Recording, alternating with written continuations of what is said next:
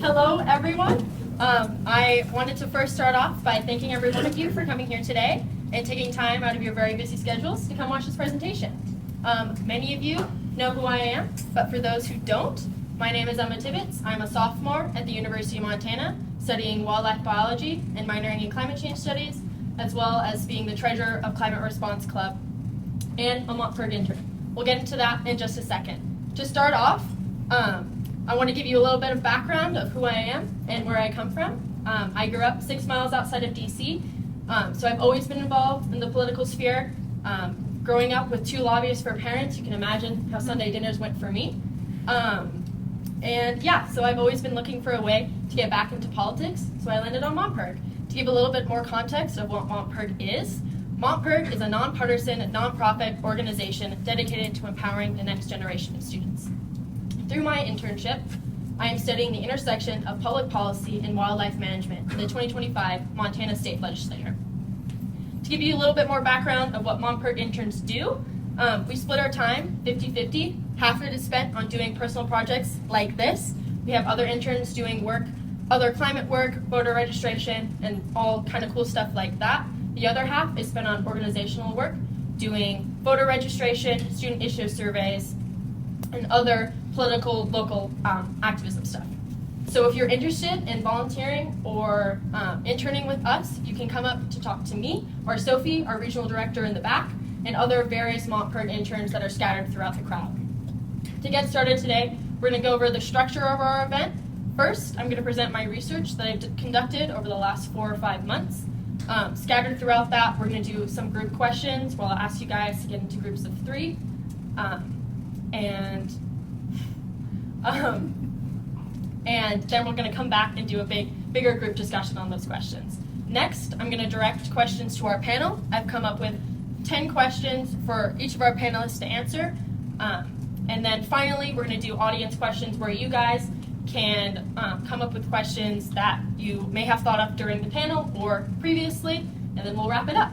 To introduce our panelists for the day, we have Jonathan Carlin, a Montana representative and minority whip in House District 98, who's a Democrat. We have Mark Hebelwhite, a professor at the University of Montana in conservation biology and policy. We have Marianne Dunwell, a Montana senator for Senate District 42, also a Democrat.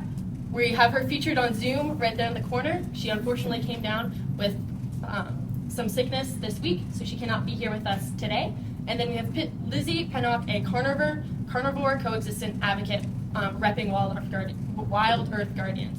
So if you guys want to give a quick introduction of who you are, what you do, and why you're here. Hi everybody, my name is Jonathan Carlin.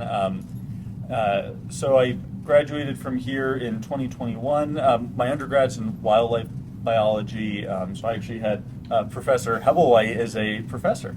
And then I also did the climate change studies minor, and then been working kind of in the wildlife natural resource realm for the last few years.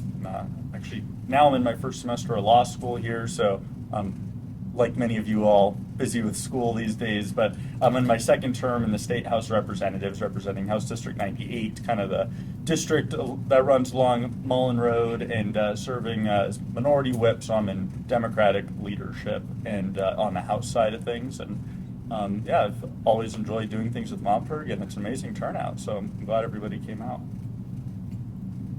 My name's Lizzie. I am an attorney at an environmental nonprofit called Wild Earth Guardians, and I focus primarily on wolf and grizzly bear conservation, which means my job is mostly politics in Montana.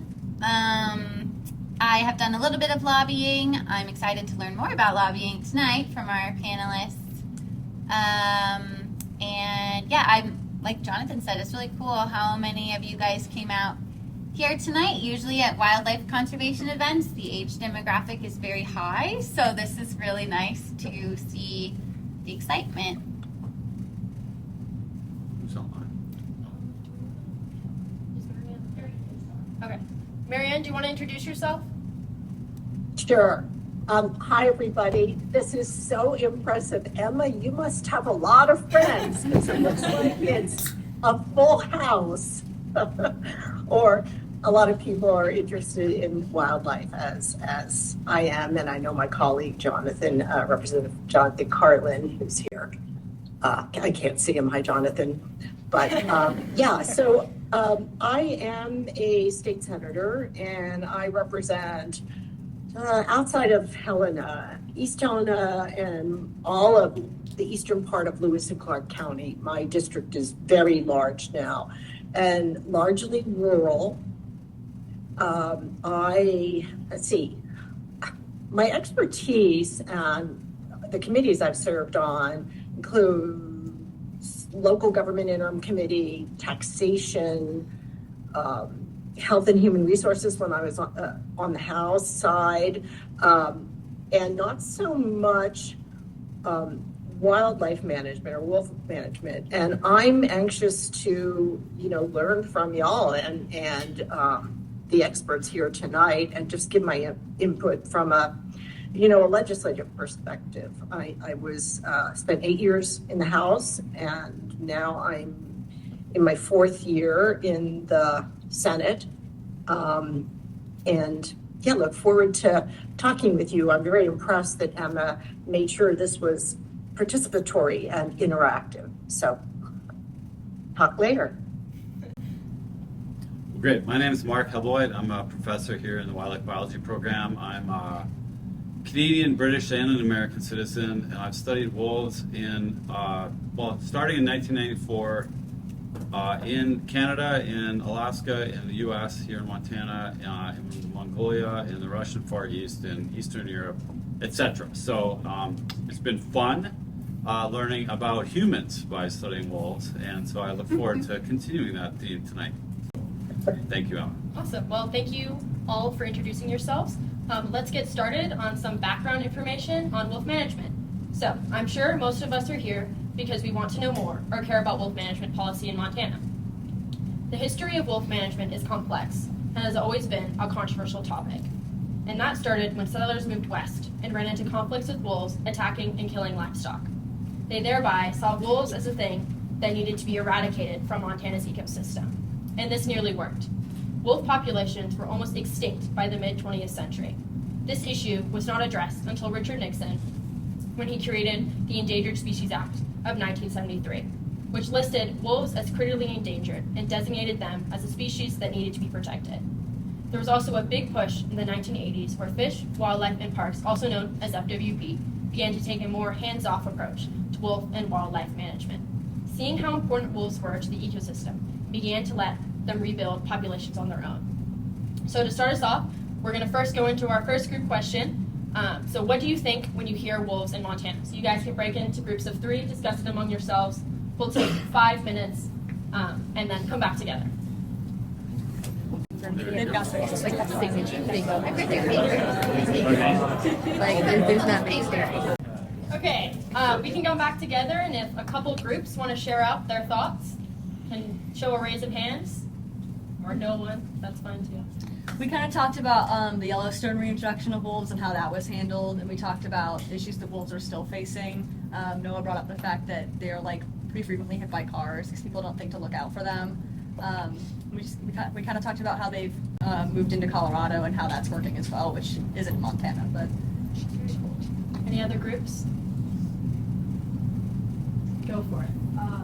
Have you thought of the cultural perspective difference between how indigenous peoples think of managing bison herds and having wolves on a landscape versus your more Western traditional colonial perspective of I have cattle out and then there are wolves being reintroduced, grizzlies being reintroduced, and they're going to kill all my cattle, and that's I need to recoup my losses, or else it's bad on the government for doing this.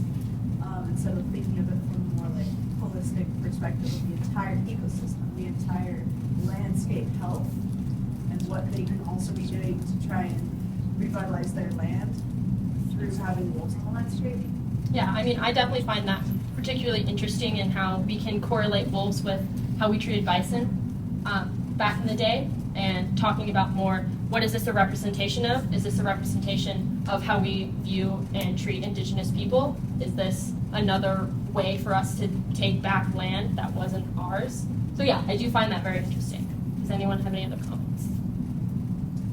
kind of a lack of understanding around policy and kind of how money is like if people affected by wolves and their livestock are reimbursed, or what was reintroduced, where.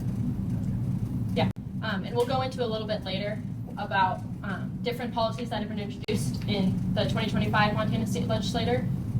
So some of those questions will be answered. Does anyone have anything else to say? I want one more hand.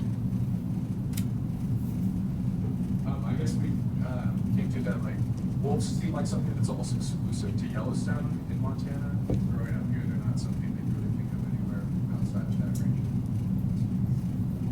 Yeah. Awesome. Anyone else? Last chance. No? Okay. So let's move on to current Montana legislation. So to me, all of those questions and ideas bring up why we as a nation and as a state are so polarized on this issue. I examined 3 bills that were introduced in the Montana State Legislature. These bills are House Bill 176, House Bill 258, and House Bill 222.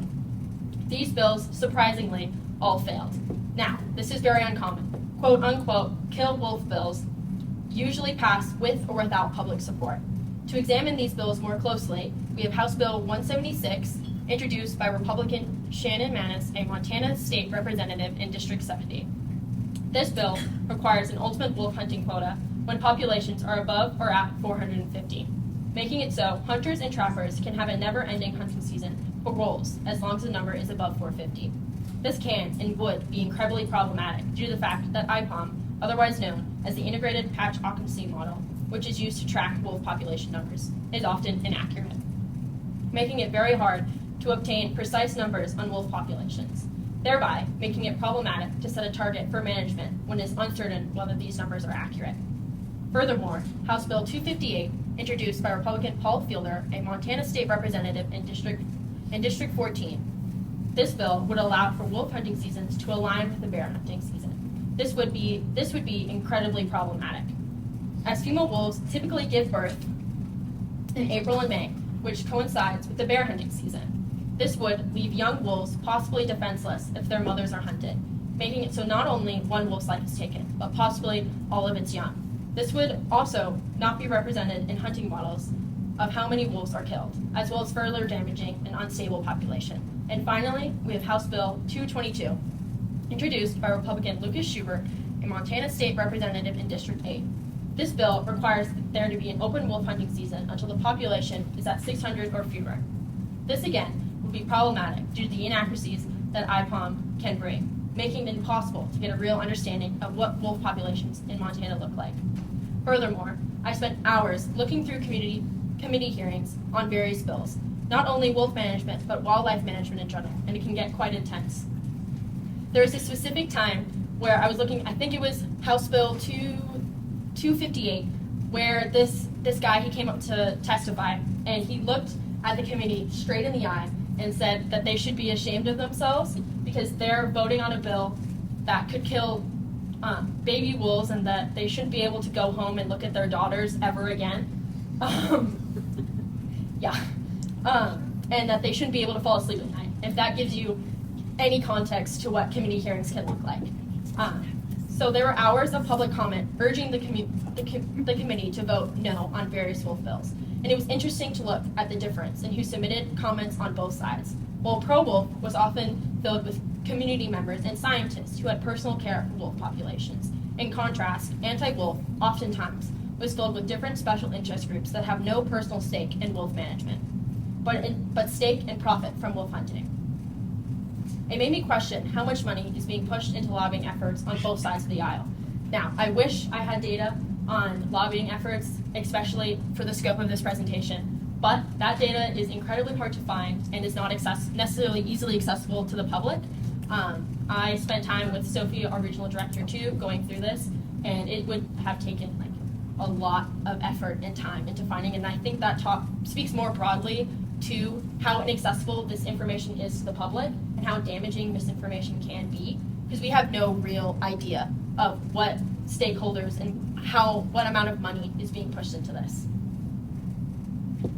So to move on, we have our second set of group questions, 1, why do you believe that wolf management has become such a polarizing issue? And 2, what industries or people do you think hold power in wolf legislation? Again, groups of 2 or 3 will come back in 5 or so minutes.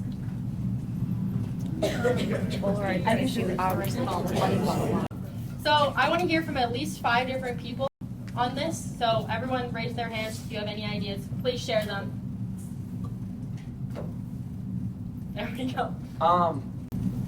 For the first question, we talked a little bit about, like, I think it's a polarizing issue because it involves people's livelihoods, and I think that can, like, very much heat up the argument. People who are anti-wolf integration, it's often from a perspective of, like, these wolves are going to kill my cattle, and then when somebody tells them no, I think that definitely kind of heats up the argument a little bit. We also talked about, like, fiscal incentive a little bit, which I guess kind of more gets into the second question, but it's hard to motivate or incentivize reintroduction when there's no, like, direct monetary gain. We kind of talked about how it's almost an inherently polarized issue because it's either we want wolves or we don't. Like, it's really hard to find a middle ground because it does involve people's livelihoods. And the people who are, we kind of talked about with the 2020 Colorado vote as an example, the people who were voting yes to wolves are people who lived in suburban and urban areas and weren't really going to see the wolves. And so there's also that whole, it becomes the city slickers versus country hicks debate as well, and that's kind of also exacerbated by our current political climate, which is already polarized. So then it gets associated with either side, and you get people who are just agreeing with their side because they don't want to agree with the other side. Absolutely. Oh my God, there's so many hands. Go over there. Okay, so we were also talking more about like the finances. It when profit is at stake, people get angry, people get desperate. But also the overall stigma sort of regarding wolves and even predators in that general that's instilled in us from a young age and how that's detrimental to how we view them in the ecosystem.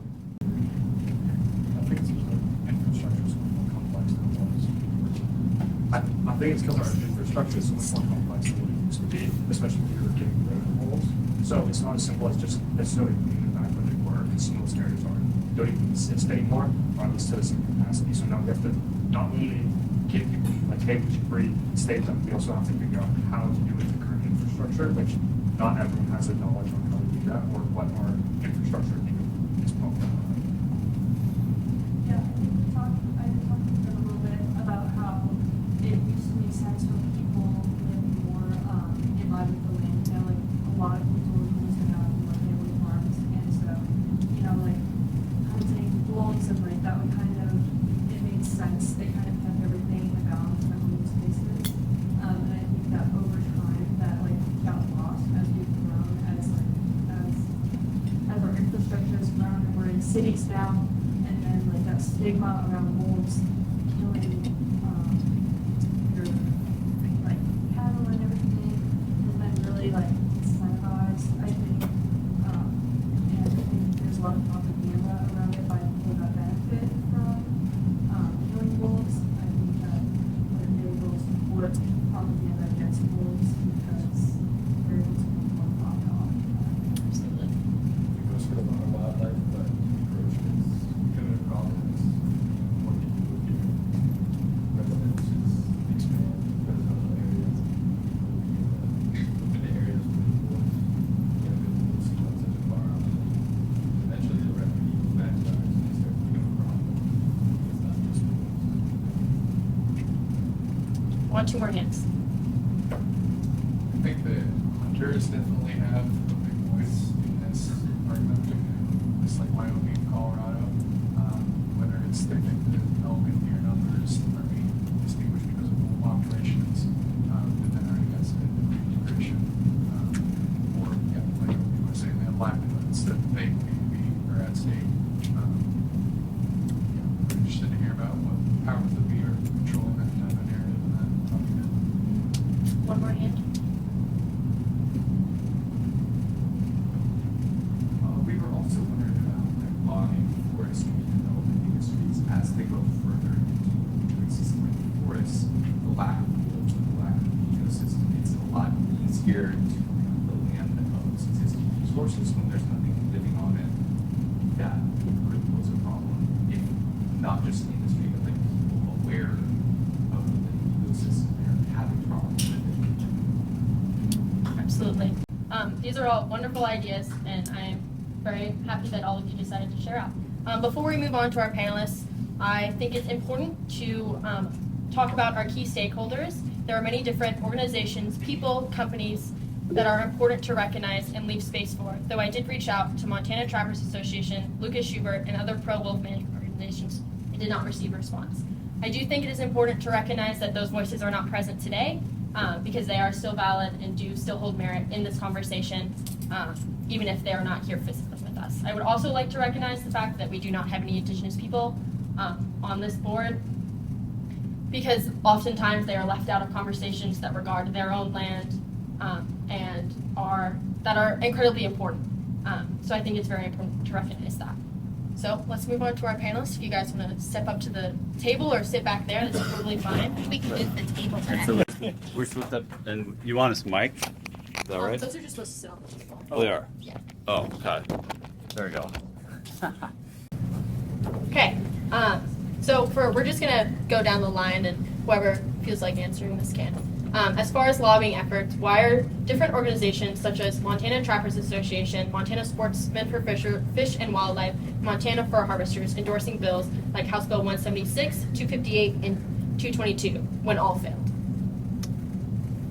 Well, I can start. I mean, I can't speak for any of those organizations. You know, I'm not a member of any of them. So, but what I'll say is from I guess an outside perspective, or at least one on the receiving end of the political pressure that you get on both sides. You know, all those organizations have their constituencies. They have their membership. And one of the things I think you hear a lot, I mean, I see like Sportsmen for Fish and Wildlife, Montana Trappers Association, from their members, right? Like, what we hear a lot of is there's hunters that are seeing fewer elk, they're having less hunting success, and they blame wolves. And so that sort of, some of that frustration among their members is channeled into, well, we need to change the law. They don't feel like they're seeing the commission, the Fish and Wildlife Commission, take the action that they'd like to see. And so the legislature is a means to, you know, their members are saying we need fewer wolves so that we have more deer and elk. I think that is part of what at least I hear from those organizations. Yeah, I asked myself this question a lot during session. I think Jonathan made a lot of good points, and I think narratives are entrenched on both sides, and some of the arguments that I see in favor of killing a lot of wolves or changing the laws to kill a lot of wolves are the deer and elk narrative, and they're the killing all the livestock narrative, neither of which are borne out by the evidence. But these narratives are repeated over and over, and if you look back at propaganda that was used like 200 years ago to support the wolf killing agenda when it first swept the West, it's the exact same messaging. So I think there's just a swath of society that continues to perpetuate that messaging and then act on its behalf. I think also, like, we saw a lot of bills this session that were anti-wolf, which is normal. Seeing 3 of them fail was not normal in my experience since I started following the legislature in 2021. Which I think probably surprised a lot of people, including maybe the bill sponsors. I don't know. But I think there's also financial incentives to kill wolves. So there's a group that, well, in 2021, a law was changed to allow for bounty payments for wolf killing, which is not allowed for other wildlife. And you can now get up to $1,500 per wolf in regions 1 and 2 in Montana, which goes to car payments and clothing and camping gear as a reimbursement. So I think there are financial incentives for people who are members of the groups pursuing increased liberalization of wolf killing. Marianne, do you have anything to say? I do, thank you. So I mentioned my background. I do consider myself an environmentalist, and I care about wildlife and protecting our wildlife. I mean, I won't go over the history, but we've all read the history and heard about it with bison and wolves and near extinction. I I voted no on two of those bills, 176 and 258, and I never saw 222, which is, to me, just reading it, it's open season on wolves all the time, all year long. I mean, to me, that does not sound science-based at all. And like my colleague, Representative Carlin said, you know, I can't speak for these organizations and what their motivation might be. I'm not even going to try to, because that's not fair to them. I can say that, you know, I think we need to protect our wildlife.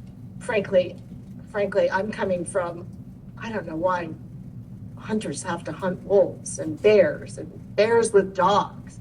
That was another bill that passed, I believe. Jonathan, correct me if I'm wrong. I mean, to me, that's heartless. You know, I think as far as wolf management, I agree with the livestock loss program, because we have to be cognizant of the interests of our farmers, of our ranchers and their livestock. It's their livelihoods. We need to come up with a balance. And my personal perspective is these three bills were not in balance. And so when the two that were, well, let's see, 258 was extending the hunting season, and 171 was increasing the quota for taking wolves, harvesting wolves, so-called harvesting wolves. Yeah, to me, I don't agree with them, so I voted no. And I also don't like trapping, so I think it's heartless. You know, I do try to listen to the opposition's perspective, though, and there was one interesting perspective from a pro wolf hunter, pro bear hunter, and as far as trapping, that, well, look at nature. Nature is cruel. It's you know, the circle of life, and how a wolf takes down you know, a deer or an elk, and so on. My perspective, I mean, that's interesting. It's an interesting perspective, but my perspective is, you know, we are human beings, and we have the intelligence to ascertain and the knowledge to ascertain whether that's in our society, whether that's a civilized action to hunt wolves and to hunt bears and to trap. So that's where I'm coming from, just so you all know. Now, as far as hunting for sustenance, which I don't think wolves are, I mean, has anybody eaten a wolf? But hunting for sustenance, as far as elk hunting and deer hunting, ethical hunting for sustenance, I'm all for. My family, we're hunters, and both on my husband's side, my late husband's side, and my family. So, you know, that's fine. But when we get to wolves and other kinds of wildlife, I'm going to be a no vote. So, thank you for asking my perspective. Mark, do you have anything to say? Or No, not really. Okay. Okay. Can you explain your position on wolf management? Can you define wolf management? Okay, I'm sorry. I thought she was going to say something. My definition of this is like current regulations / regulations that are being put in place. Okay.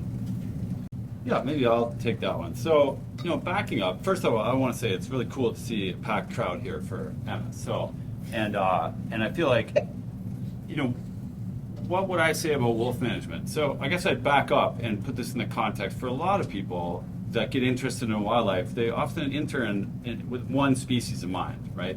if we back out, like there are almost no species that we don't manage somehow, right? So a friend of mine lives near some of the frat houses down on University Ave, and the University Ave frat houses are constantly managing mice populations. If anybody lives in one of those, they'll understand that managing a mouse population involves rodenticide, right? Often. And so, I use that as an example, but deer are managed, elk are managed, almost all species are managed in some ways. Even the absence of management is management, right? Like hands-off approach, taking your hands off and letting nature take its course, so to speak, is actually a form of management.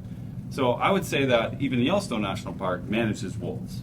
They manage it by not allowing a harvest. That is a form of management. So I guess I feel like my perspective of wolf management is that, like most other species of wildlife in the world, wolves are managed. And they're managed differently in different places, subject to the way in which people value them, right? So I have a student from Romania right now, and when Romania entered the EU, the number of brown bears in the EU doubled. Okay, so Romania has a ton of brown bears and has a ton of wolves.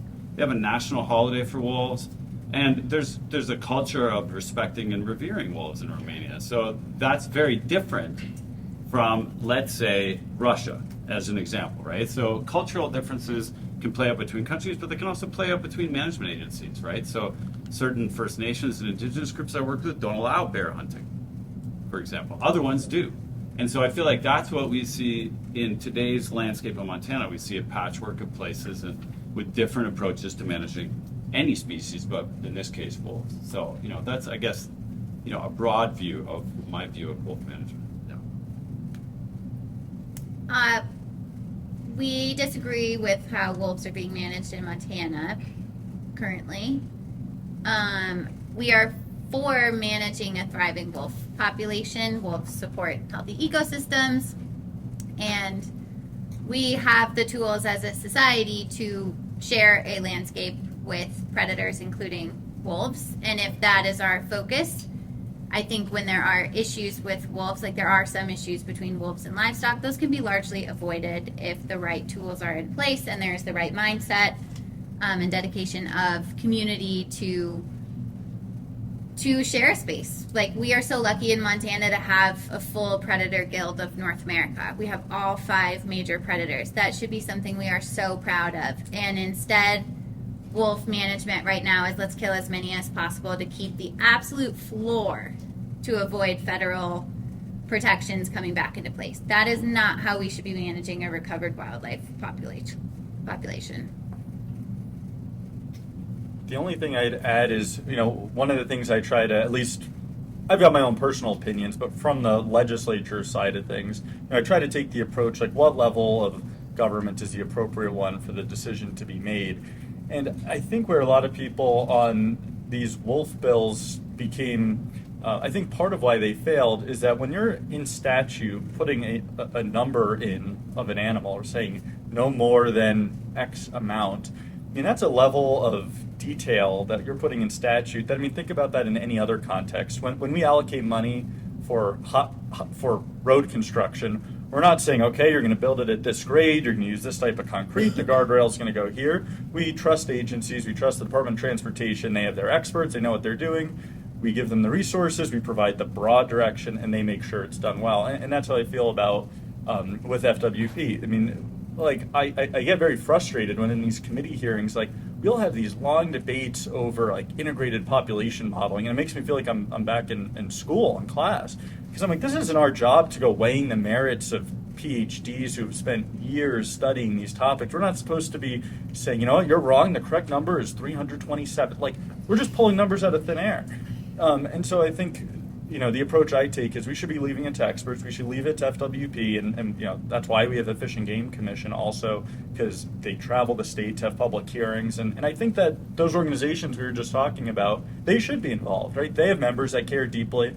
There's so many people that care deeply about wolves. Rather than fight it in front of the legislature when you've got bills that are saying we're going to have X number, I think that discussion should be with the commission, and then really the decision-making authority should be with the commission, and then with biologists who are actually on the ground studying this.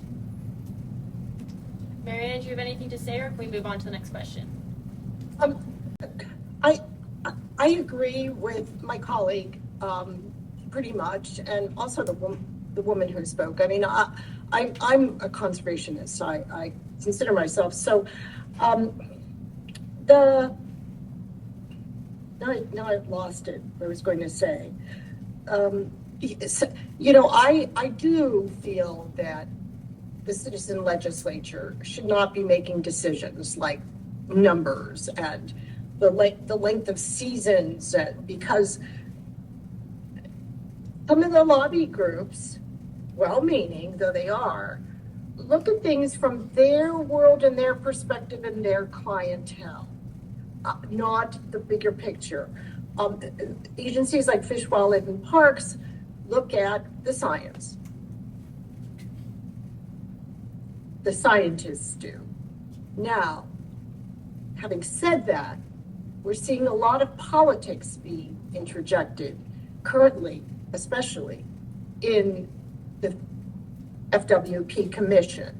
And that is something that the public can be a watchdog of.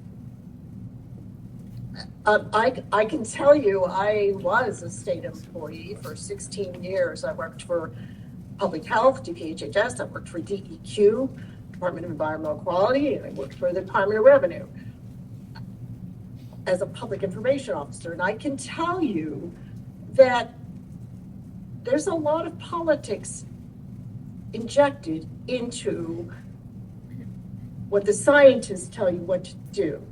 Once it leaves their hands, then it goes up the chain to the governor's office. You know, both sides of the aisle. I've worked for both types of administrations, both parties, when I was a state employee. It's just politics. So it's up to us to be watchdogs of that, and be cognizant of that, and don't always trust your electeds. Can I add something? Yeah, of course. I think Mary made a really good point. The Fish and Wildlife Commission is a politically appointed body. So while FWP does have scientists, I also agree with what Mary said about how politics gets injected in that, but the governor appoints the Fish and Wildlife Commission. So it is, and they largely, not just in Montana, but across the country, represent special interest groups that benefit from killing wildlife, whether for sustenance or not. So I don't think that the Fish and Wildlife Commission is even necessarily experts on wildlife. Yeah, I might add one more comment. So about management, and I have to sort of remind myself the question's coming. So at least, you know, a global perspective on wolves. I've never worked anywhere. I've worked in Mongolia, Russia, all these other places, Canada. I've never worked anywhere where people, like rural people, like living with wolves. Wolves are kind of a pain to live with in some ways. If you're a livestock shepherd, that kind of culture, or if you're a sustenance hunter. So when we zoom into Montana and we say, well, how, you know, what's my position on wolf management in Montana? I would actually say, like, and this is a perspective that's new for some people, wolf management in Montana is more science-based and more subject to various levels of government oversight than almost anywhere else I've worked, right? So if we back up for a minute and we say, wait a minute, like, how can we harvest the species and we don't know how many there are? Well, we do this with deer all the time. We do this with fisheries. So if anybody had fish and chips today, we don't know how many fish are in the ocean, and we're harvesting them willy-nilly. Now, we're not doing a very good job of it, okay? And so that's an important lesson. But in all throughout Canada, there's liberal open harvest seasons for wolves by trapping and hunting almost all year round. We don't know how many wolves are in Canada. We don't know how many wolves are in places like Alaska. And so there's a lot of this debate that I've noticed in Montana about the way in which Montana Fish, Wildlife, and Parks estimates wolf occurrence or numbers.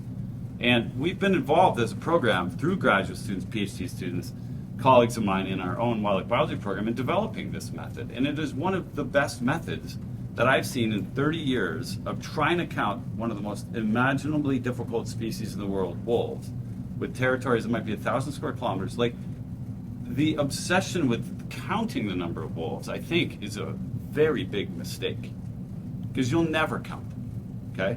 And we don't count deer, we don't count fish, we don't count whales even, right? Other species that are harvested.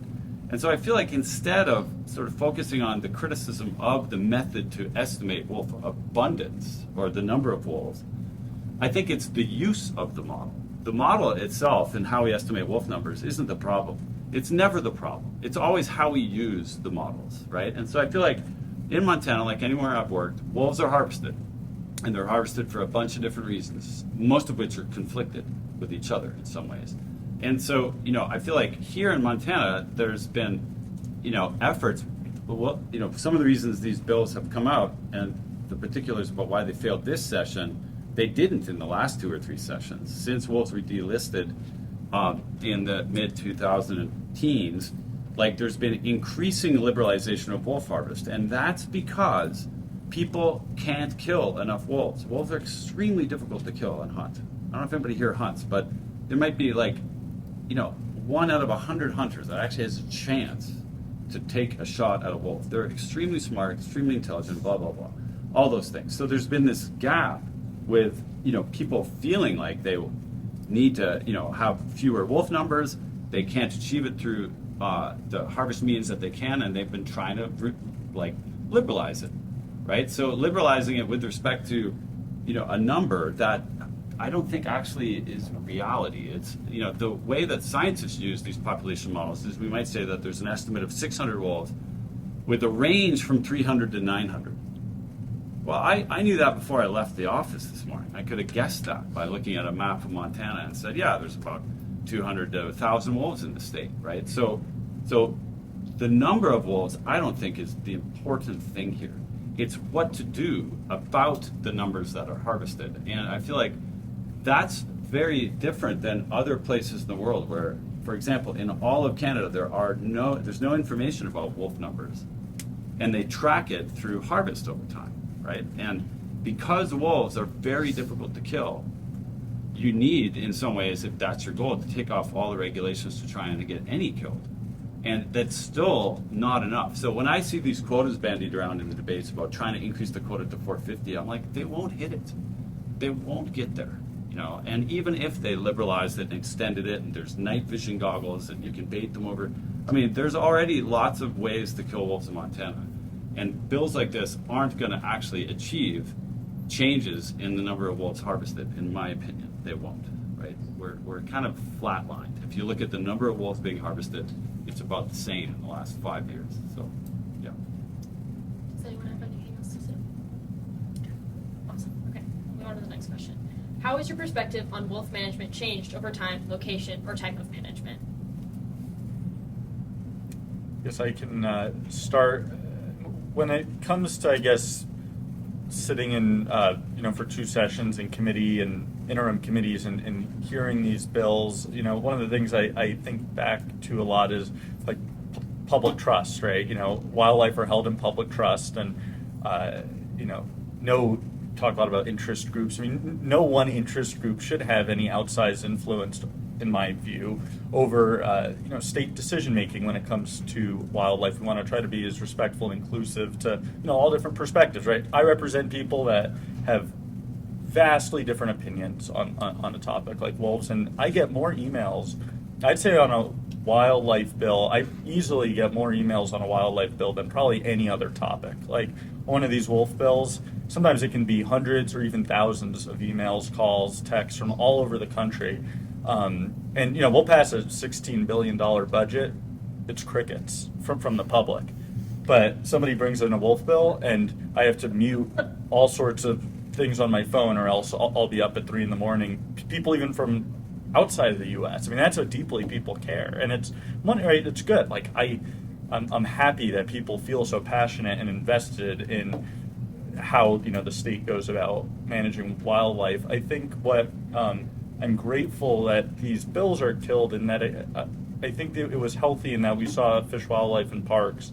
We saw the department take, I want to say, a little bit more of an assertive role in trying to use the right word here, but also present more of the kind of on the ground perspective of their biologists, of Mark was talking about the challenges with estimating a population, trying to move some of the discussion away from how many wolves should we kill to achieve the maximum without delisting. And so what I'm hoping is that we can move away from fighting these battles out in the legislature and focus more on trying to create a more representative way for people to make those views, their views known. I mean, we talked about how the commission is a political body. I think there are problems with the commission structure, but I'm hopeful that long term we can channel all this energy, right? The thousands of emails, instead of debating a number in a statute that might change in 2 years and it's going to be reversed again. I'd love to see that energy channeled into kind of more productive ways to coexist with wolves instead of fight it out politically. I can be quick. I think I've become more open-minded. I started working on wolf issues in Oregon. I was right out of law school. I went there to do environmental protection work. And I, in Montana, have interacted with a lot more people from a lot of different backgrounds who do live with wolves, whereas I live in the middle of Missoula, or previously, in a city. So I think I have been able to learn a lot from talking to people about actual experiences that they're having. And I think I used to be on more of a high horse, and now I'm just trying to understand what people are experiencing and how the advocacy that we do can lead to a world where we aren't constantly fighting each other about should we kill 500 wolves or 400 wolves or no wolves, to how can we be a society where we just respect wolves and want to live alongside them in a way that, where we can all be okay with it or relatively okay with it. No, there's no situation where everybody's going to be happy, and that's how you probably did something kind of right. Yeah, in my own story. So, as an undergrad, I had a ponytail when I was cool and hippie and all that, and I protested old growth logging and did all those kinds of good things in the 90s. And I collared wolves one summer working in Algonquin Provincial Park for a famous Canadian wolf biologist. We caught about 40 wolves that summer and radio called them. Of those 40, 25 were subsequently killed that winter when they migrate outside the park. And it's a long story. It's a good one. I could tell it later. But the point is at the time I was deeply affected. These were individual wolves I had got to know that summer, radio collared, and learned about their lives. Okay, and so jump forward. This same story played out when I worked in Banff National Park about a decade later. And a wolf I collared inside the park, left the park, got killed outside the park. Common theme. And I was really deeply affected by it. And the next summer, I was back in that wolf territory, like at the same den site where they had been before, and I saw the descendants of that wolf doing their wolf thing. Okay, and so that really affected my perception. I knew the trapper Bill, who had killed the parents of the next generation of wolves I saw, or the family members. I don't know exactly if they were parents, but in part of the extended family. And I knew Bill, and Bill respected for and cared about wolves. He had great respect for how difficult it was to kill wolves. Okay, so you might not agree with the way that respect is displayed by a trapper on the park boundary killing park wolves, but I came to see that in some ways in wildlife management, we often think about individuals as a public, right? As a public, we have pet dogs, we have pet horses. No disrespect to any real cowboys here, but most horses nowadays are pet horses, right? So, we have pet individual things like that. But the population, what I'm trying to get to is I was originally very deeply, on a personal level, upset that individual wolves I known had been killed. But if you think about that as a thought experiment, apply that to deer and elk. All deer and elk you see in the world almost are there to be killed and eaten by other things. And so that wolf that was killed by the trapper Bill outside the park, that next summer I saw the descendants of that wolf doing their thing, having pups, denning, hunting, playing. And so I really, I guess in my own sense, my view about wolf hunting and trapping changed. As long as it's not excessive, and there's actually really well published numbers about that. Wolves can sustain about 30% of a harvest every year and be there the next year in the exact same numbers. Yes, the individuals are killed, but the population will be there. that same den was used the next year. And so I guess I came to see that, as much as I might not personally like it in some ways, the population of wolves is sustainable with some levels of harvest, up to 30%, sometimes even 40% of wolf population. And the reason is because wolves have explosive population growth rate, right? That pack was killed, a pair formed, and the next year they had 8 pups. Okay, so that equally or easily replaced the number. So I guess that's a personal story that I didn't come from a hunting and trapping background growing up. I was a suburban troubled youth like most people, and ended up studying wolves, right? And thought, wow, why are they being killed? This is terrible. And it wasn't until I'd worked in the ecosystem for many years to see that, well, wait a minute, like the same dens being used the same year after year, and Bill the Trapper is killing more wolves, and it's sort of pointless. But that's not the issue, I think, in my mind. So my own views have changed. They've shifted, again, a little to the middle, correlated with gray hair, I suppose. So there you go. Yeah. Marianne, do you have anything to say? Yeah, I can tell you what has shifted is my understanding of other perspectives, especially from Montana ranchers. Before I started in the legislature, that was in 2015, I lived in my world, and which was conservation, environmental protection. In the legislature, you're in there with 150, so 149 other legislators from all over Montana, all walks of life, including ranching. And listening to their perspective is where they're coming from, is their livelihood to support their families. And understanding how important the livestock loss program is to them. I had a cattle, $1,000, maybe more. It's not chump change or beer money, right? So I understand the different perspectives, and my job as a legislator is to put them all together and see if we can balance, and are all those perspectives and interests balanced as much as possible in a piece of legislation, or just one outweigh the other. And in many cases, one way outweighs the other. But that's what I've learned and how I've changed. I still vote no on the wolf bills. I listen more, though, to the other perspectives. Okay, on to our next question. What are your thoughts on reintroduction of wolves into Yellowstone? And do you believe that it can be implemented across the West? Well, I'll start. I have some strong thoughts about this. So in 1994, I re-collared a wolf just outside of Banff National Park. That wolf dispersed. Okay, and that wolf dispersed south and was 100 miles north of Yellowstone National Park in 1994, the year before wolves were reintroduced. My first job after my undergraduate was tracking wolves outside Banff and Jasper National Parks to make sure that wolves being captured for the wolf reintroductions, not just to Yellowstone, but also to central Idaho, were not from the national parks. And so at the time, a lot of us here at the University of Montana, including Diane Boyd, Bob Ream, and Dan Pletcher, who were my sort of predecessors and mentors, argued against reintroducing. And they did so for one important reason, right? And for me as a Canadian, I sort of joke, I put it this way. So we let wolves just reintroduce themselves to Banff because we're cheap, okay? And wolves were doing it. They were 100 miles from Yellowstone. So what's the hurry? What's the big hurry? Like, what can't we be a bit more patient?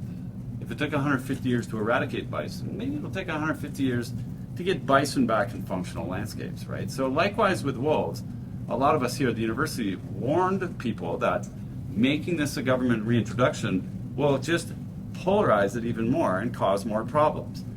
Before wolves get here, you should be doing groundwork for coexistence, right? Don't fix the problems when you put wolves into Colorado, because the problems are obvious. The problems are sheep. The problems are, changes to livestock production guidelines. So I feel like that's one perspective that, wolves were almost in Yellowstone anyway, and if we had just waited a few more years and been patient people, Americans are well known for around the world, right, for being patient, then maybe we wouldn't have as much polarization as there is today. That's one perspective. Jump forward, though, 25 years, and I've worked with the Wolf Project for those 25 years in Yellowstone. And it's inarguably a success. It's been a very successful example of reintroducing carnivores to, in this case, one of the world's first national parks. I say one of the world's because there's the first formal national parks in Mongolia were created by Genghis Khan in the 1300s, right? So again, Americans don't tend to think about other cultures that much, right? So Yellowstone reintroduction is in some ways very successful, right? And fixed a problem that was caused by the extirpation of wolves.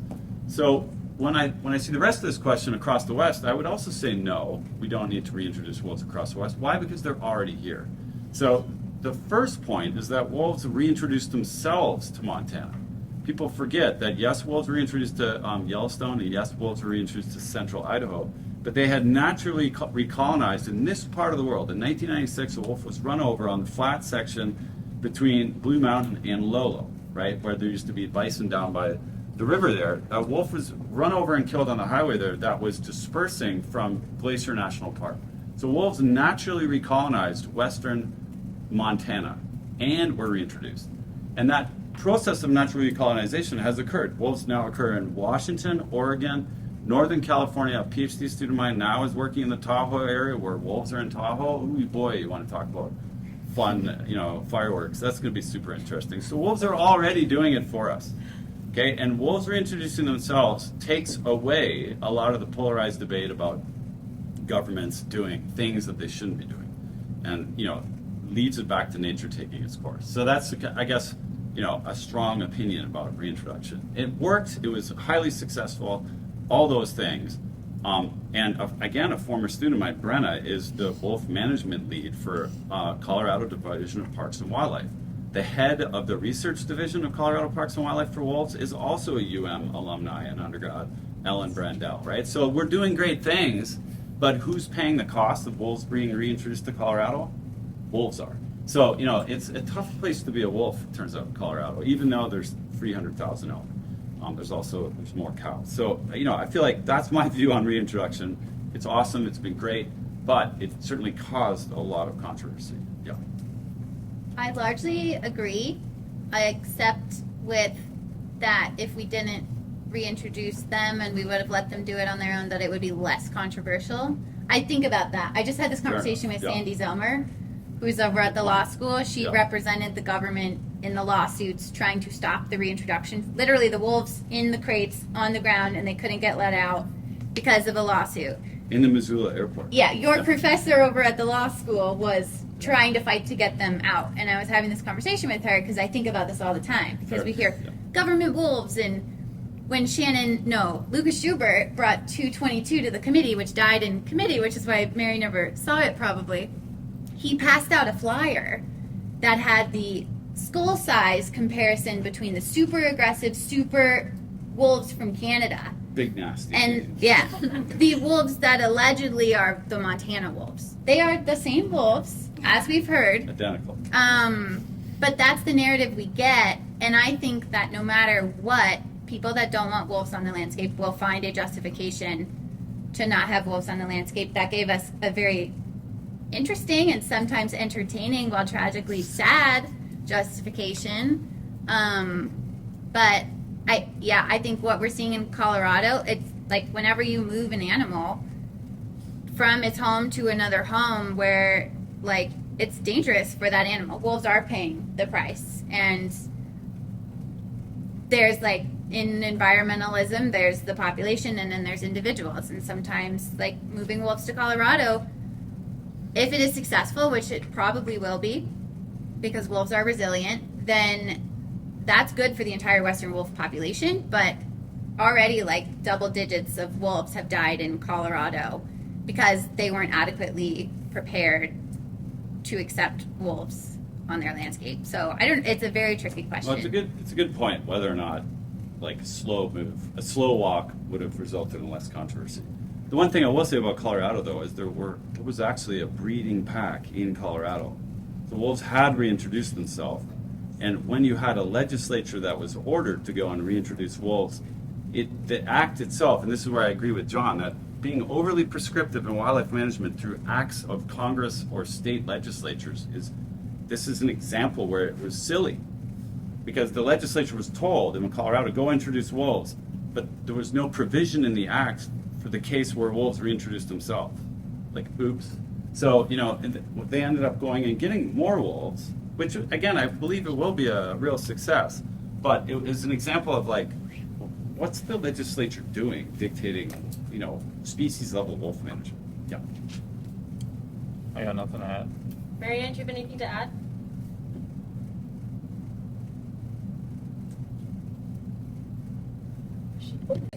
Yeah, my thinking is evolving, listening to the panelists. I do have a question, though. Let's say 222 passed, where it was, oh my gosh, the extreme legislation, open season all the time on wolves. Kate, correct me if I'm wrong. I think it also said, take as many as you need. I mean, if we had that, would wolves be able to reintroduce themselves naturally to Yellowstone Park? I guess that's a question I have. Well, My fellow panelists. Well, that's a good question. But going back in time, So going back in time, when wolves were endangered under the ESA, no. The answer would have been a big fat no. So while they were endangered under the ESA, it's a long, convoluted story. But when they were introduced, the introduction occurred under the 10J non-essential experimental provision of the Endangered Species Act, which allowed wolves to be killed with permits. Okay, so there was a guy, Ed Bangs, who was the wolf recovery coordinator out of Helena, and his job was to issue permits. And so there wouldn't have been House Bill 222 wouldn't have been allowed or permitted under the ESA in any way, shape, and form. So if we think about your question though, like, okay, well today, if we had House Bill 222 and there were no limits on wolf management and harvest in the state of Montana, would that slow down, say, the natural recovery of other areas around Montana? And thinking of, could they make it themselves to Colorado, et cetera? And again, I think the answer is in wolves themselves. So if we had House Bill 222, we would have Canadian wolf management. That's what we do in Canada, right? There are no limits to killing wolves almost any time of the year except June and July. And so unless you're a landowner, a friend of a landowner, a designee of a landowner, or within 3 miles of private land. So that's a lot of places, right? And so Canada had that level of wolf management, and wolves still dispersed and recolonized northwestern Montana. That's what wolves do. Wolves, there's a Russian proverb, a wolf is fed by its feet. Okay, so wolves are born to travel and move. And so we had a wolf collared here in Montana, just outside of Glacier National Park, was again killed and harvested in Fort St. John in northeastern BC, about 100 miles south of the Yukon border. Wolves move. That's absolutely unsurprising. So I feel like the wolf desire to disperse and move is something that happens irrespective of population size or harvest levels. So that's one view. Yeah. Thank you. Does anyone have anything else to say? How much is wolf management decided on a local level as opposed to statewide? I guess I can give it a shot. I mean, I'm not an expert on this, but basically, I mean, the state legislature, it's this kind of general balance, talking more broadly than wolves, just wildlife in general, between the commission and the legislature. The commission in Montana is essentially created by the legislature. Some states it's in their state constitution. And so that basically means that the legislature can add and retract powers from the commission. So the commission could say, we're going to allow hunting, with night vision goggles and drones and all sorts of things, or they could not. Or the legislature can say, commission, you don't have an option. We are allowing you to hunt, X number of wolves in this way. And so there tends to be sort of this it's kind of a little bit of a struggle, between you've got the legislative branch, the executive branch. Of course, the commission generally wants to hold their power and not have everything dictated to them by the legislature. And so it's a long way to say it kind of depends. I mean, I generally take the approach, I don't want to see wildlife management done via the legislature. I don't want to see us putting numbers into statute generally. I think that's better done by the commission because the commission is kind of closer to the agency's more, I think, set up for, and the legislature of Montana meets every other year. Just by nature of that structure, you know, we're not very responsive to changing conditions on the ground the way the commission is, even if, you know, might not necessarily agree with who's on the commission. So I guess I would say generally it's a balance between the legislature and the commission. Yeah, I would say it's mostly done at the state level since delisting, right? So once a species is no longer considered as endangered under the ESA, then by default of the Constitution, things that aren't in the Constitution fall to the power of the states. And so that's state level management. And so the only examples in Montana of management for wolves below the state level are the, you know, bit of a political football, but the well-designed, in some ways, buffer zones around northern Yellowstone. And there used to be a buffer zone that people forget about and nobody comments about anymore on the westbound border of Glacier National Park. Because of course, when you have a national park boundary, which is a river, right, it's not very ecological, and wolves in the North Fork of the Flathead on the west side of Glacier National Park come and go in and out of the park. And there used to be a buffer zone there. So those would be, in my mind, the only examples of sub-state level management, which I think the buffer zone example is a really important one, okay? And we can talk about it if you want more. So. It's not really a buffer zone anymore, though, because, I mean, the killing there is limited still. Sure, yeah. But they actually passed a law, I don't know if it was 2021 or 2023, which said there has to be at least a quota of 1 in the wolf management units north of Yellowstone. The commission cannot say no wolves can be killed in the buffer zone. Right. And then the wolf management units around Glacier got totally Right. eliminated. And now wolves were managed with those 2 little units north of Yellowstone, and then in the 7 trapping regions across the state, each region had its own quota. This year, the commission did away with that, and largely now there's a statewide quota for killing wolves, except for the ones north of Yellowstone, and then Region 3, which is just outside of that. So still the communities north of Yellowstone. Right, southwest. Yeah, so there's a limit there. Otherwise, yeah, it's kind of a free-for-all in the rest of the state. Anything else? What compensation is given to ranchers if their cattle are killed or injured? I don't know off the top of my head. Yeah, I don't know off the top of my head I think it's either. fully reimbursed, though. Okay, well, I know a little bit about this. So there's 2 ways. Like, so livestock losses are a big deal. So, like, sometimes they can be like one head of, like, one cow, a steer, whatever, could be thousands, like $5,000. And so, what we, you know, as a sort of broader comment about compensation programs. So, what we know from coexistence science with large carnivores around the world is there's proactive and reactive compensation programs. What I mean by reactive is you have to prove that your cow was killed by a wolf for you to get compensation back. So I've investigated 1,000 ungulates killed by wolves in my life. It's very difficult to know for sure what killed some ungulates in the field.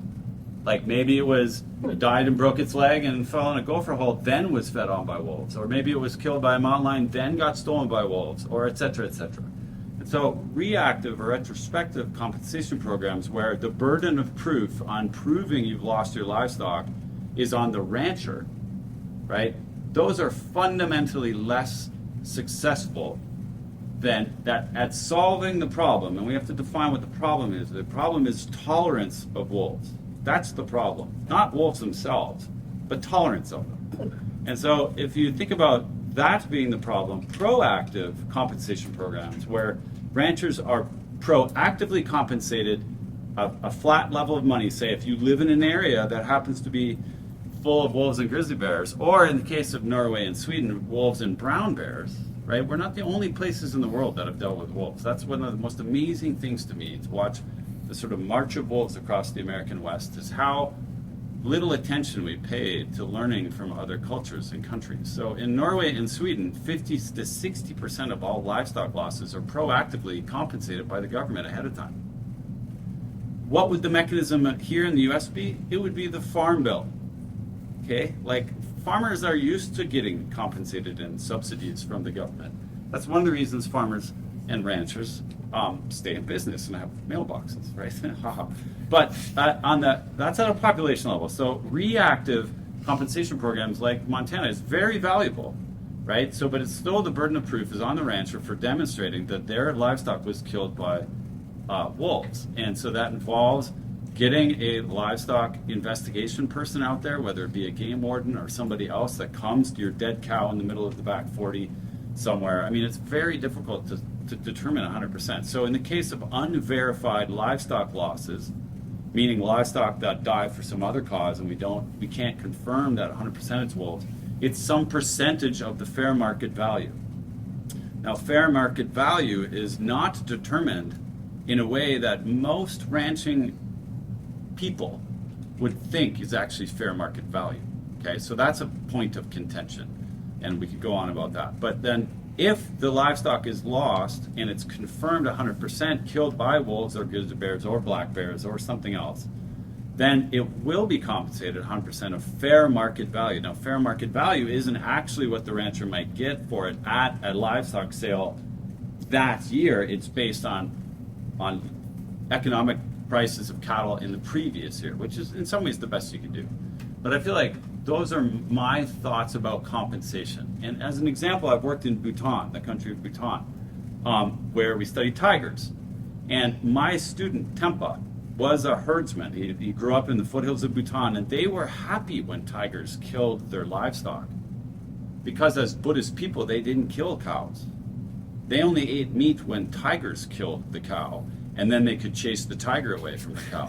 So there's an example where in a totally different cultural context, there is no problem with livestock depredation by tigers. They're like, sweet, we get to have steaks tonight. Because the tiger got some steaks, we got steaks. When they introduced, Western people like me went to Bhutan and said, you need to fix your livestock compensation problem with a retroactive compensation program. All of a sudden that caused conflict, right? Because you set the burden of proof on the rancher after the cow's been killed. And so proactive livestock compensation programs like that are practiced in most of Northern Europe, they take the problem away at the beginning. Yes, it's inconvenient, yes, it's a pain in the ass, but you've already been paid for those losses. Okay, and we have enough science to figure out how to do that. Like if you're in the Blackfoot watershed, your average rates of livestock loss to wolves might be less than 0.5%. Okay, on the individual average ranch basis. We could probably figure out how to compensate people in that way. But that's like pie in the sky thinking in some ways. So anyway. Anything else? What laws are in place now to ensure that wolf populations are protected? None. Well, the ESA. Not in Montana. The ESA. It's not protecting wolves in Montana. But it would if wolves triggered. If wolf harvest was so much that they went below 100, and that's up for debate, then it would trigger assessment by the ESA, the U.S. Fish and Wildlife Service again. Sure. You'd have to kill a lot. So, yeah. Okay. But otherwise, I agree with you. None. So, yeah. John, what do you think? I've got nothing to add. These are excellent. Well, the one thing I'll say, which I don't have the answer to, I just find like fascinating as somebody with enough, kind of biology knowledge, I guess, to be dangerous, is the discussions over, as Mark talked about, like measuring wolves. Like one of the things I find interesting is like I served on the Environmental Quality Council, and wolves are one of many topics you deal with, and there'd be these like vicious discussions over how many wolves there are. And it was interesting because based on the, I know enough to know that when you model something, as Mark said, right, like there's no way you can say there are exactly 502 wolves in Montana, right? And it seemed like a lot of the legislators struggle to understand this idea that like we don't know exactly how many wolves there are. And you had people on both sides of the issue that were saying that their number was wrong, their number's wrong, and I'm kind of sitting there being like, I have no idea, but I'd imagine it's somewhere in the middle, right? And I guess what I think is interesting in terms of like, if we ever were to head in a direction of listing, is like, I can only imagine what that debate and discussion would look like in terms of getting any form of consensus, at least among the public and stakeholder groups, about how many wolves there are. It's just something I found interesting. Or can you give us a little bit more explanation? You said the ESA, what that is. And Well, right. So, so you introduced this. I think you talked about the ESA. So when, and there's, there's a good thing to think about here. So when wolves were listed under the ESA in this part of the U.S., under the Rocky Mountain Distinct Population Segment, there was targets set, okay? And those targets were 100, 100, 100. So 100 wolves in 10 breeding pairs in Yellowstone, 100 wolves in 10 breeding pairs in Idaho, and 100 wolves in 10 breeding pairs in Northern Continental Divide ecosystem around Glacier National Park. Those numbers, in some ways, were based on best available science at the time. But if we had to revisit those numbers today with, I would say, our best available science now, we would probably look at those numbers and say, boy, they were really low.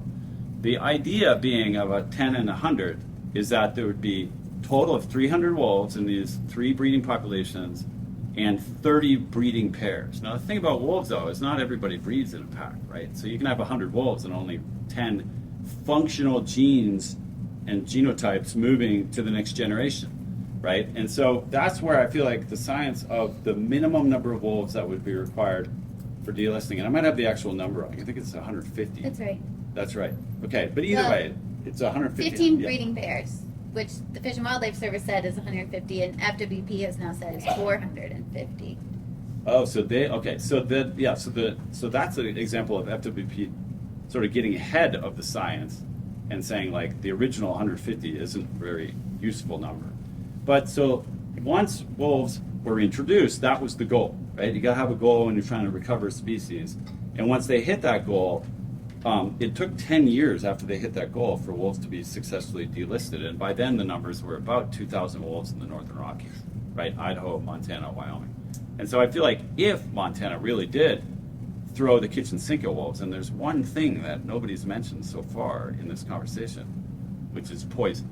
So poison is how we got rid of wolves in the first place, and lots of other things. So, if we've thrown the kitchen sink at wolves, night vision scopes, shooting over bait, drones, everything else, and we still can't get enough wolves, I think the big fear in my mind is unofficial public use of poison. Because poison would get you down. Poison is how we kill wolves in the first place, and poison is how we would kill wolves. And for example, in Alberta, in British Columbia, and I don't condone this action, but how the governments of Alberta and BC are killing wolves to save endangered caribou by liberally distributing poison. So I feel like it would take that level of changes to harvest and something to get back to those ESA levels of 150. Now, if Montana set their goal of 450, that gives me some positive feeling. If we could know what wolves were at that. I think the interesting thing, though, is there is no longer a Northern Rockies distinct population segment because groups in 2021, in response to Montana and Idaho's wolf management, which we've been talking about all night, petitioned to either relist Northern Rockies wolves, which were carved out, the distinct population segment is carved out of the rest of the country, and delisted, which, well, there's a lot of weeds there we won't get into, but the groups petitioned to either relist those wolves or to say it doesn't really make sense to consider these wolves in a vacuum. You should list the entire western gray wolf population. In response to that petition, the agency does what's called a species status assessment. So they consider whether or not that petition has merit and then whether they should list or not what has been petitioned. And the agency said listing is not warranted, but you are right, petitioner said it doesn't make sense to look at the Northern Rockies population segment. It is no longer distinct. The correct entity to look at is gray wolves in the western United States. So it really throws a wrench into what are the targets for the Northern Rockies distinct population segment if there isn't one anymore. but that hasn't like made its way into management. And then the not warranted for listing finding also got challenged in court recently in Missoula, and the agency lost. And the judge said, you haven't like done the analysis correctly to demonstrate that Western wolves should not be protected under the ESA. So it is possible in the future, if it is not the current administration that ends up, looking at whether to list them or not, that wolves in Montana and the rest of the West could be listed again. Interesting. There's a lot. The It's DPS, an that's a evolving good point. landscape. Yeah, we don't have a DPS anymore. In some ways for political reasons, but also because wolves have just smeared themselves from here to Oregon Yeah. and Washington. Because they disperse. That's what they do. Because they disperse. Yeah. Interesting. Okay. In your experience, what have been the most effective lobbying strategies on both sides of the aisle? I want to hear from you too. Uh-oh. I'm ready to learn on this one. Yeah, I think what's tough about, when it comes to lobbying, there's very different types of issues and different types of interests, right? Sometimes it's like kind of more corporate moneyed interest, right? Actually, on wolves, I think it's not that case. People are just very passionate, right? Like, people aren't necessarily reaching out because often they don't have any financial interest. They care really deeply about wolves. And they, are horrified by some of these bills, right? And so I would say, and then on the other side, there's people that really truly feel, and I've heard from a lot of these people, that the reason they're not seeing elk where they used to is because of wolves. Hunting has been part of their family for generations, and they are just really, really concerned, right? So it's very different than some other issues where you've got, a corporation with money that wants a change in the law to serve their long-term interests, right? Like, two very different sort of motivations. I'm not saying there's not money when it comes to wildlife, but what I find is more so just passion on both sides. And I think what's most effective, in my view, is, not to kind of keep beating a dead horse, but is to make the case not only for what they want to see with wolves, but why should the body they're in front of be making that choice, right? Like, there's a lot of things that I would love to see state government do, but I also have to be conscious of, some decisions are better made at the city level or at the county level, or are just not realistic at the state level because of various stuff federally. And so I think, kind of with in terms of what strategies are most effective, I would say it's focusing on sort of data and numbers, if that's an area where, I'll keep my answer brief, but I think people come at it from different angles, right? You have some people that have expertise on the data side, right? Like biologists, university people, and I find that, being, explaining that information in such a way that it could be understood by legislators who often are skeptical of science, I think is really effective, including expressing the uncertainty. I think that's a key part there. And then when it comes to the public, who are just passionate on one way or the other, I always encourage them to think about, the fact that we all have to represent different, I represent people that vote for me and people that didn't vote for me, right? And so what I try to encourage people to think about is, well, what feels like a middle ground here, right? Like put yourself in my position, right? I'm always like, we've got different jobs, and I tell lobbyists this a lot. I'm like, you're paid by X, and my boss are, people that live in my district, right? Inherently different jobs. So I always encourage people to put themselves in the shoes of saying, how would you balance these competing interests? The legislature is very conflict averse, I find, which I tell a lot of people this because I think they find it surprising. The legislature, I find, likes to avoid conflict, right? Think about people that are in politics. Most of them want to be liked, right? They don't want to have to pick a winner and a loser, because then that means people aren't going to like you. And people that elect you in your district are going to be mad, right? And so I find legislators tend to want to find what's the way you can make the most people happy. Not speaking for everybody. I think that's the majority of legislators. They don't want all the angry emails and the angry phone calls. And so that's why I try to encourage lobbyists, folks just interested in the process, to take whenever possible, if you can come with a solution, even if it's only partially worked out with the other stakeholders, I think it's much more powerful to say, I've talked to these groups, we agree on this, we don't agree on that, but we tried, and it shows a little bit of like good faith effort. I find often what happens in especially in the wildlife world, both sides come to the podium, in a committee, and they're just beating the heck out of each other. And then that puts us in this uncomfortable spot of essentially having to pick sides on topics that, we have over 1,000 bills. We don't really have the time to do a deep dive. And so, so I think the more you can try to approach it from a perspective, at least try to show that you understand the other perspective, and, you might disagree with it, but I'd say try to put yourself in the shoes of the legislators and having to, pick between constituents on both sides of tough issues. Marianne, do you have anything to say?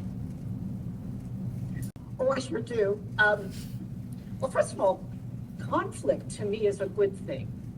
I think conflict means that somebody feels safe speaking up, speaking true. And you're not going to get anywhere with people of differing opinions if you don't have a little bit of a conflict and you hear them speak their opinion. You gain better perspective from that. I'm the kind of legislator, I tell my constituents, I don't care what party you are. Have I frozen? No. Oh, okay. You guys have frozen. Okay. I don't care what party you are. My job is to represent the 20,000 folks in my Senate district. So I don't care what party you are. I do care about, your family, your needs, meeting your basic necessities and what your concerns are. So there's that. And, as a legislator, I tend to rely on some of the information provided by lobbyists. And lobbyists, if you're a paid lobbyist, you need to register with the Secretary of State as a paid lobbyist. So I'm not talking about special interest groups, maybe like MEIC, Montana Environmental Information Center, that sort of marshal the members, like myself, right, or members to show up and testify. I'm talking about paid lobbyists, and they are experts on the issue and on their clients' interests. You learn, though, which ones tell the truth and which ones don't. To me, that's the test of an effective lobbyist. Do you tell me the truth? Can I trust you, regardless of where you're coming from, regardless of what your position is? The question here says, what are effective lobbying strategies on both sides of the aisle? Well, we have, I don't think it's a Democrat versus Republican thing. We have 150 legislators, all with varying opinions and various constituents to serve. As a lobbyist, I'll have a lobbyist talk to me on one issue, and then probably the fur traders, the Montana Truckers Association, never came. They never came to me. I guess they figure I'm a lost cause with them. But I have had some lobbyists burn me on some things, and I won't trust them again. Giving me wrong information, and I find out later, well, that was wrong information. Well, it's the last time I trust you. So you have to be very trustworthy, and Emma's parents can tell you that. Emma, at the beginning of this presentation, you said your parents are lobbyists in DC, so they know the importance of their integrity, and their reputation. Their integrity builds their reputation. So that's what I wanted to say. Telling the truth. So that's an effective lobbying strategy, and knowing your stuff, because I have certain lobbyists who I've built relationships with over the 11 years I've been in the legislature. I know I can trust them, and I know that they'll give me the factual data, the science-based data, whether it helps you, because they know also that there will be other bills coming up. There'll be other bills that I vote on, and maybe they didn't convince me on this one, but they might convince me on the next one. So, but once somebody violates a trust and lies, why should I believe them again? Okay. That's it. Awesome. Okay, when wolves were first eradicated, how did this affect Indigenous communities, and what are the lasting effects that are seen today? How can we incorporate Indigenous voices into wolf management in the legislation, in science, and in education? Well, I might just tell a story. So while the wolves were sitting on the Missoula airport runway, right, locked in their kennels, basically waiting to be reintroduced to central Idaho, I think one of the pieces lost even in our whole storytelling to ourselves about wolf reintroduction around here is the central role of the Nez Perce tribe. There would have not been a single wolf reintroduced to Idaho. So at the time when wolves were being reintroduced to Idaho and Yellowstone was federal lands, National Park Service. It was under the U.S. Fish and Wildlife Service. They had a little agreement. Here's your wolves. The other proposed wolf reintroduction site was Central Idaho under federal land management by U.S. Forest Service, but by state wildlife management. And the state of Idaho said, no, we don't want your wolves. Go find somewhere else to put them. And it was the Nez Perce Treaty that was signed between the U.S. federal government and the Nez Perce tribe that allowed and gave the Nez Perce tribe some off-reservation wildlife management and hunting and trapping rights that the Nez Perce tribe used to be the management authority under which wolves were reintroduced into Idaho. That little well-known fact is not well acknowledged or indeed I think celebrated enough in wolf recovery. It certainly is known and talked about and shared amongst people in the Nez Perce tribe that I've worked with and shared with over the years, but it was a Nez Perce elder that blessed the wolves at the Missoula airport, literally, in 1995 when they're sitting on the tarmac waiting to be reintroduced. And so I feel like that's one positive example from today, from this story we've been telling about how an indigenous government, in this case the Nez Perce tribe, was central to the fact that there's wolves. And those wolves from central Idaho, they're the ones that went to Oregon, went to, by and large, I mean, not totally, but dispersed naturally to Oregon and California. So, but I feel like, I don't know how to answer the other two parts of that, I would say. I have some thoughts about the second part, but of course not the first part.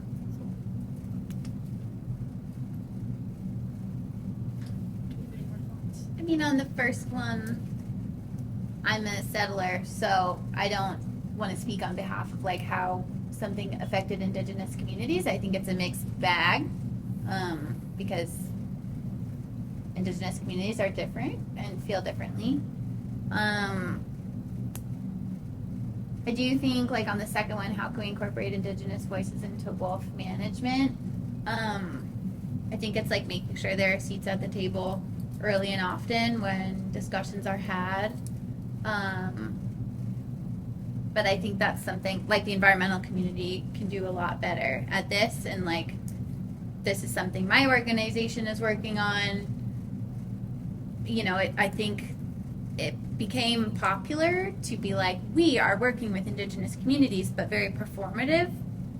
I think there's a lot of work to be done to make sure Indigenous voices are genuinely incorporated into wolf management and into environmental decision making as a whole.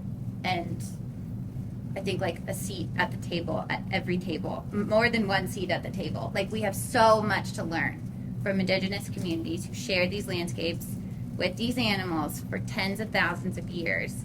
And we settlers need to take a back seat and be like, lead the way. And that's what we're not doing, but that's what we should be doing.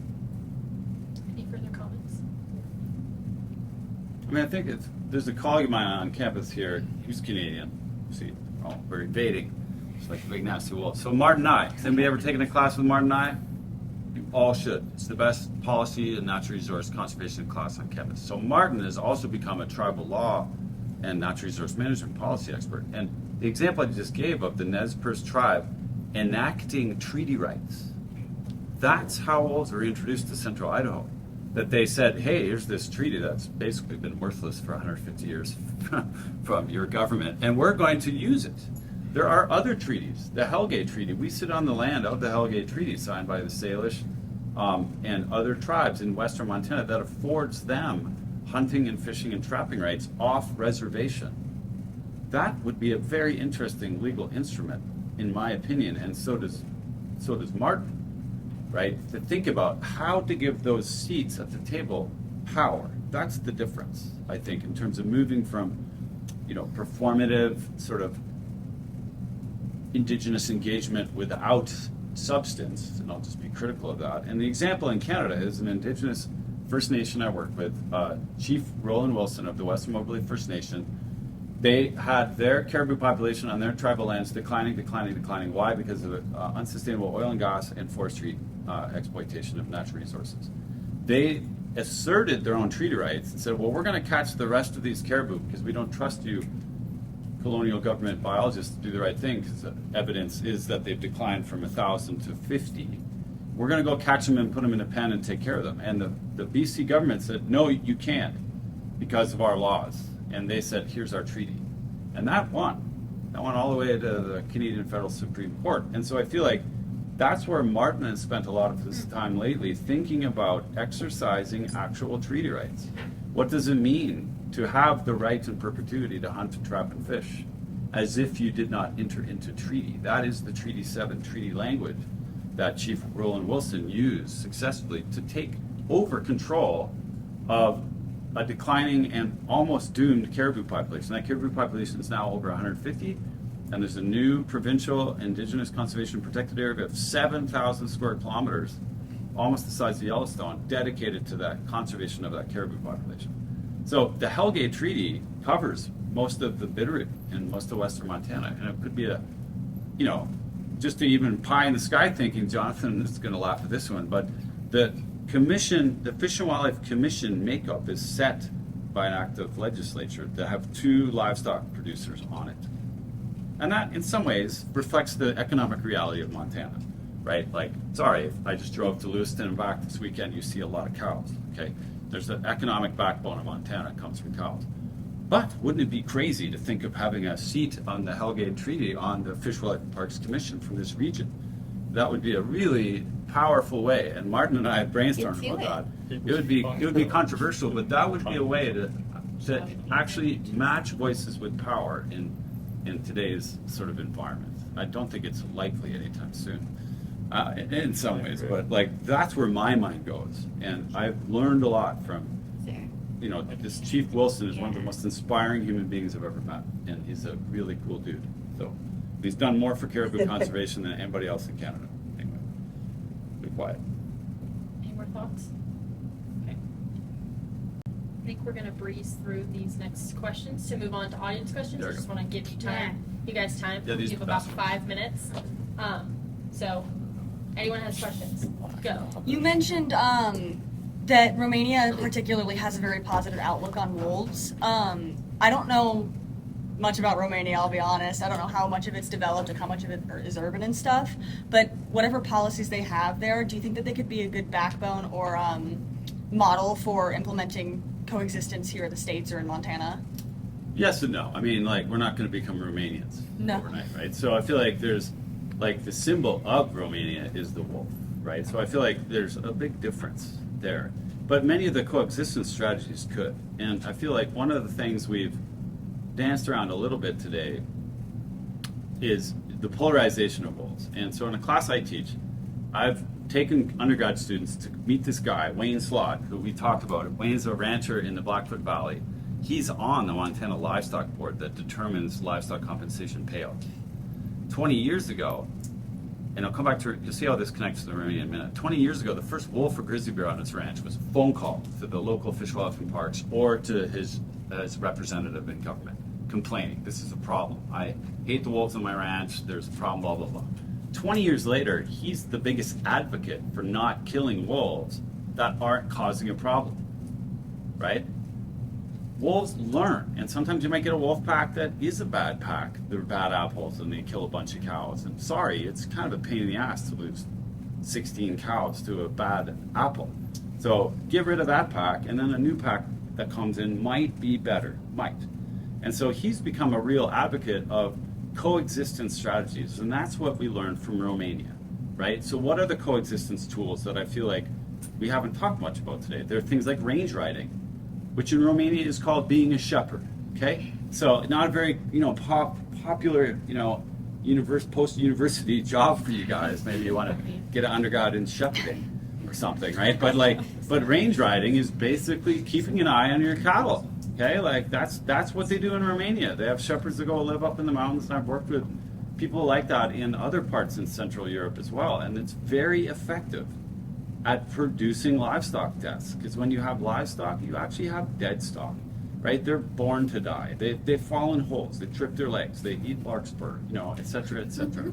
And so I feel like those types of on the ground, now they're expensive, right? Livestock guardian dogs. There's plenty of evidence from here in Montana that livestock guardian dogs help reduce livestock losses. I mean, big surprise, right? So I feel like those kinds of coexistence tools that are pretty grassroots-ish, that date centuries, if not millennia, right? Since the history of domestication of livestock, having sheep killed by wolves has been like a big issue. And so there are ways that Romanians, for example, practice today that we, in fact, are relearning, right? So the Blackfoot Challenge in the Blackfoot Valley has a suite of these kinds of tools, right? Fladry, to keep literally little flags on the ground that are at the height of a wolf nose. Fladry is Polish for wolf, for flag. And in Eastern Europe and in Russia, that's how they actually hunt wolves. They put fladry around a piece of forest where wolves are, get wolf beaters, and you can imagine lots of people volunteering for that job in Montana. But wolf beaters then push the wolves in the forest, and the wolves run, and while being chased by humans trying to kill them, they still won't cross the flag lines, and they fall into nets, and that's how we radio color them for research in Poland. It's pretty amazing, actually. So those tools are being used and laid out. So I feel like, back to the lobbying question, how to be an effective lobbyist, in my mind, is to focus on science-based tools to promote coexistence, not on numbers, not on either side of no wolves, too many wolves, all this, and why do I say that? Because it's ranchers like Wayne Slott that say that, right? After 20 years of living with wolves and with grizzly bears, I can't remember the exact numbers, but he had a couple really bad years early on with a couple troublesome wolf packs and a troublesome grizzly bear too. But it's been like 16 years or something like that, some long period of time where, has anybody ever been to Trixie's? Best bar in Montana, right? So if you look at Trixie's, north of Trixie's is basically Wayne Slott's ranch. It's a big chunk of the Blackfoot. And there's at least a pack of wolves booting around his ranch most of the summers, and anywhere from a handful to a dozen grizzly bears, and he hasn't had livestock losses. So I feel like there are practical, data-based, effective, and yes, slightly expensive, but if we, urban people, want to vote to have wolves in the rest of Colorado, then we, urban people, need to pay for it. That's sort of the reality a little bit. Anyway, long answer to a good question. So we sort of touched on this a little bit, but do you think that reintroduction policy in itself draws more attention to wolves, and that without a natural silent recolonization would face less animosity? Or do you think that the presence of wolves alone would call for such legislation? I liked your answer. I don't know if I understand your question. What I'm saying is, if we took a hands-off approach on management and let wolves sort of recolonize naturally, do you think that would have less of an effect? Would ranchers be less likely to get upset about this? All the publicity about wolves is so I understand big. your question. Yeah. No, I don't think so. I thought about this a lot, possibly, but I think it's unlikely. And I think if we're talking about, would wolves make their way to Colorado? This is where we're seeing reintroduction play out right now. Wolves, some of them can get to Colorado, but 85% of Wyoming is a free-for-all Canadian, completely unregulated Place to be a wolf. wolf killing. So wolves trying to get from Yellowstone to Colorado, chances are slim. that we even know about it unless they're wearing a collar. So I don't know. I think people, maybe in the short term, people will be more upset that they are government wolves that have been reintroduced. But I think long term, the controversy will be regardless of whether they got there on their own or somebody put them there. Thank you. Any more questions?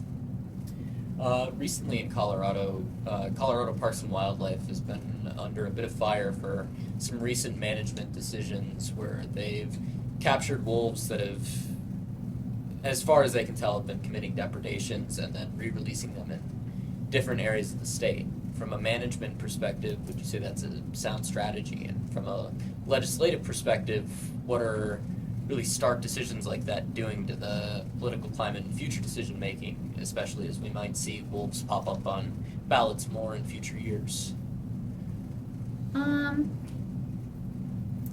I mean, relocating them is better than killing them. And I think this is where, like, ideally there's no predation. When livestock don't die, everybody wins, including wolves and rangers and livestock. So, like, this is where Colorado could have done a much better job with these coexistence tools, getting them on the ground and actually using them. And they have done a decent job. They have run into, there's like a particular rancher there who CPW did everything to be like, here's the tools, here's the money, here's the people. And the rancher was like, no thanks, left carcasses out on their property. That teaches a wolf to kill livestock. Once a wolf has learned that, it can easily become a recurring problem, and then you move that wolf to a new place, and then there's livestock there that, and coexistence measures are not in place, the problem can reoccur. So I don't know. It's a complicated question. Do you guys want to add anything? I mean, I think, so I know this story really well. I'm a rancher in some ways, I'll put it that way. But, so, the first year they got wolves from Oregon, and there was some debate about whether those wolves from Oregon had a history of killing livestock. But I feel like if you just stop and think about how many livestock are in a place like Montana or Colorado, it's sort of like mind-boggling it doesn't happen more, actually. So I kind of reversed my mind. Every wolf is a potential, its job for millions of years has been to kill ungulates. And cows aren't particularly big. Sorry, wolves kill bigger things than cows.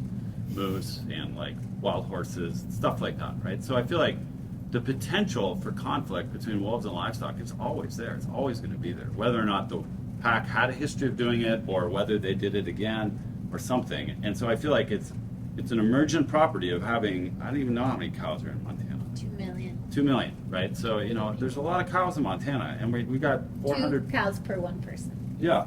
Well, I worked in Mongolia where it's more like 30 to 1 livestock versus people in Mongolia. And there, again, I never met a Mongolian that really liked wolves, actually, so they respected them. So, I feel like it's more about the response after recovery. And the thing about wolves is again, my students and I who are working in Colorado, wolves will find the sloppy ranchers.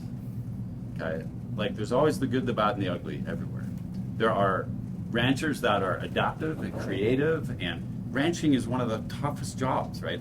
You have to constantly change, you have to constantly adapt, and there's some of the most innovative people, like Jim Stone, designed this machine that goes in the back of his AT to line out flattery to keep his calving ground safe. They're innovative, but then there's the people who aren't. And so I feel like you can't manage that, right? You have to manage the cultural shift in ranching by finding the winners, finding the innovators, finding the open-minded people. And we've had workshops like this on this campus about this same topic with wolf depredation on livestock with ranchers that never wanted to change a single thing the way they did anything for 100 years. And we're like, okay, well, you're going to continue to have wolf livestock problems. Sorry.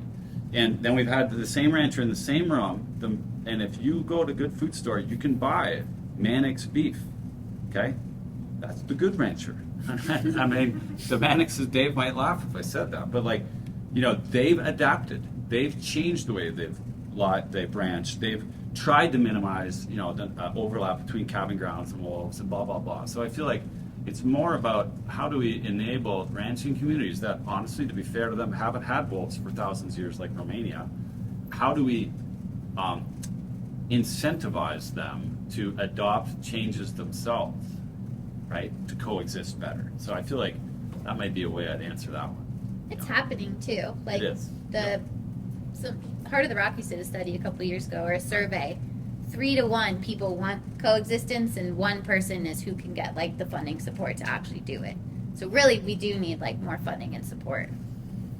Exactly. Yeah. Last question.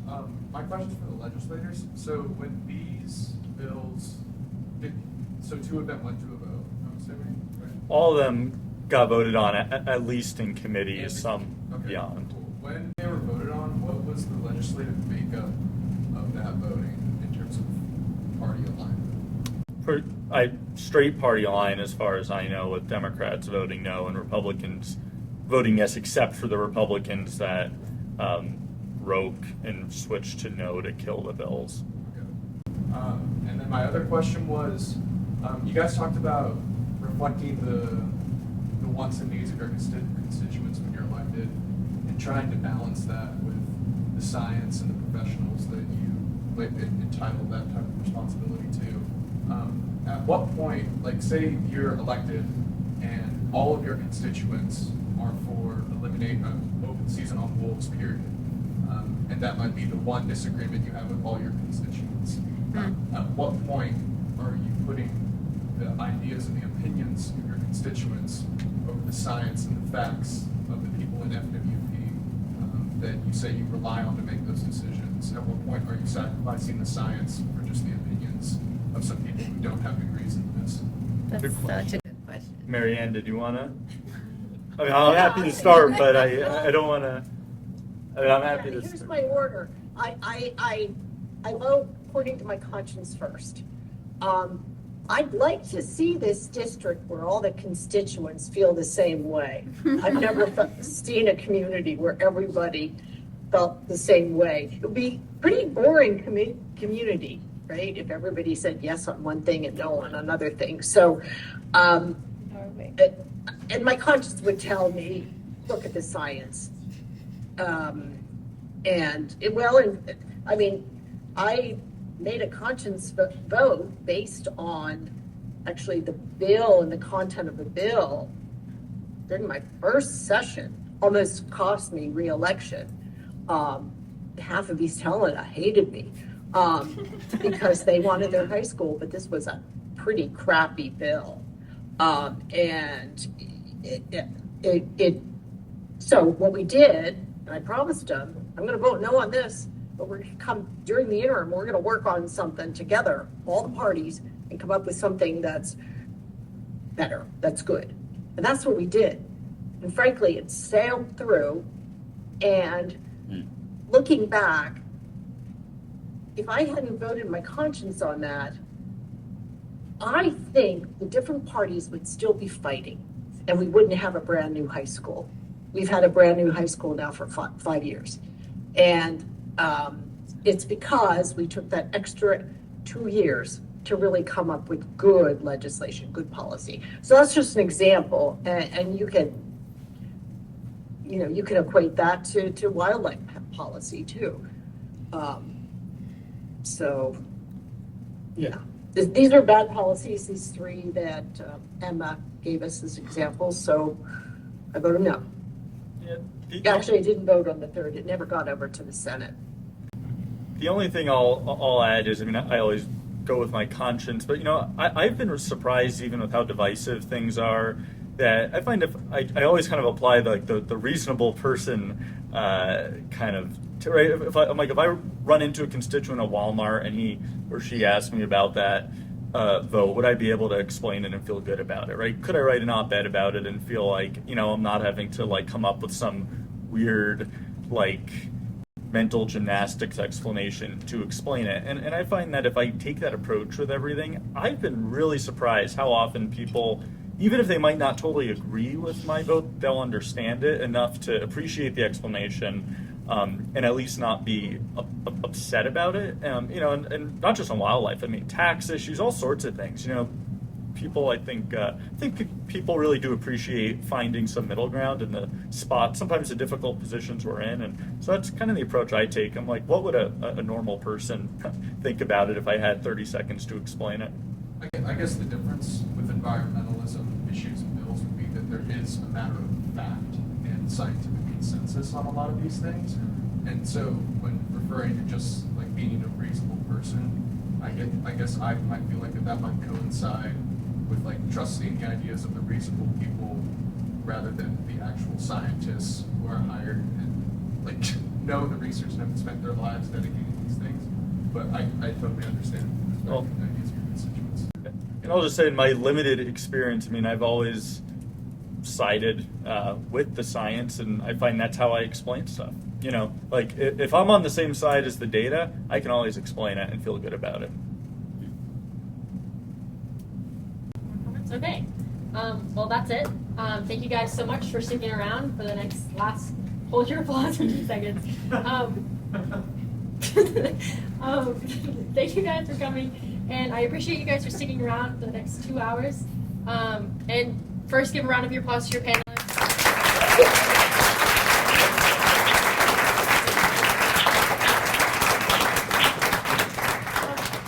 So thank you all for coming. Thank you. Thanks, everybody.